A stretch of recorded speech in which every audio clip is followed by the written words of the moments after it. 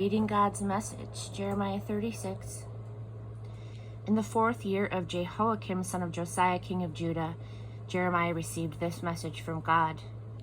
Get a scroll and write down everything I've told you regarding Israel and Judah and all the other nations from the time I first started speaking to you in Josiah's reign, right up to the present day.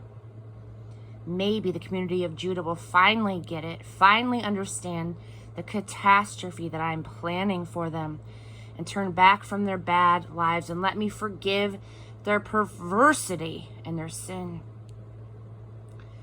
So Jeremiah called in Baruch, son of Neriah, and Jeremiah dictated, and Baruch wrote down on a scroll everything that God had said to him. Then Jeremiah told Baruch, I am blacklisted. I can't go into God's temple, so you'll have to go in my place.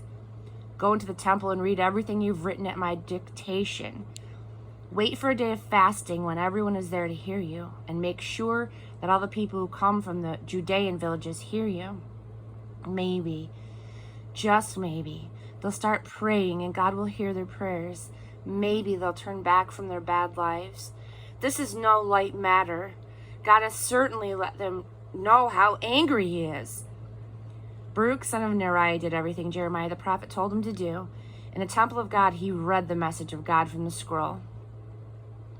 It came about in December of the 5th year of Jehoiakim, son of Josiah, king of Judah, that all the people of Jerusalem, along with all of the people from the Judean villages, were there in Jerusalem to observe a fast to God.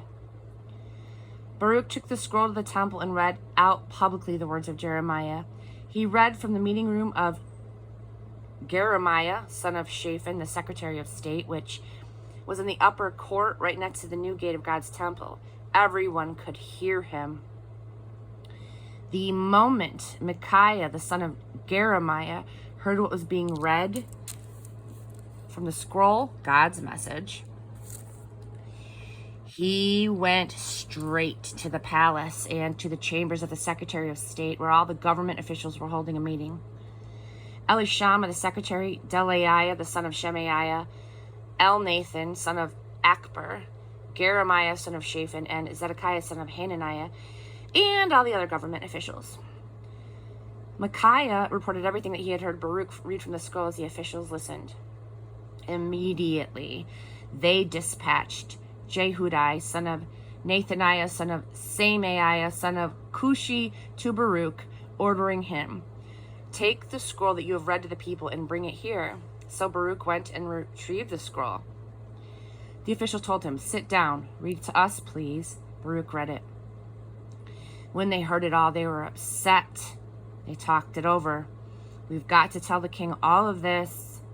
They asked Baruch, tell us, how did you come to write all of this? Was it at Jeremiah's dictation? Baruch said, that's right. Every word right from his own mouth. And I wrote it down word for word with pen and ink. The government official told Baruch, you need to get out of here, go into hiding, you and Jeremiah. Don't let anyone know where you are. The officials went to the court of the palace to report to the king, having put the scroll for safekeeping in the office of Elishama, the Secretary of State. The king sent Jehudi to get the scroll. He brought it from the office of Elishama, the secretary.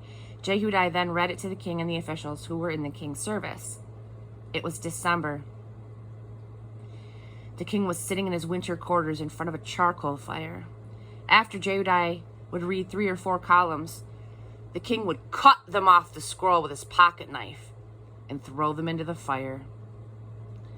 He continued in this way until the entire scroll had been burned up in the fire. Neither the king nor any of his officials showed the slightest twinge of conscience as they listened to the messages read. Elnathan, Delaiah, and Jeremiah tried to convince the king not to burn the scroll, but he brushed them off.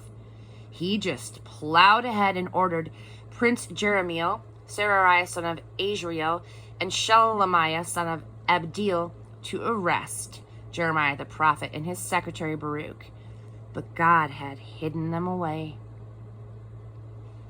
After the king had burned the scroll that Baruch had written at Jeremiah's dictation, Jeremiah received this message from God. get another blank scroll and do it all over again. Write out everything that was in that first scroll that Jehoiakim, king of Judah, burned up. And send this personal message to Jehoiakim, king of Judah. God says,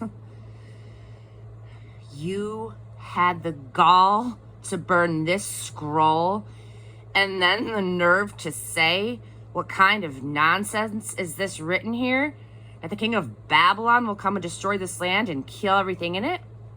Well, do you want to know what God has said about Jehoiakim, king of Judah?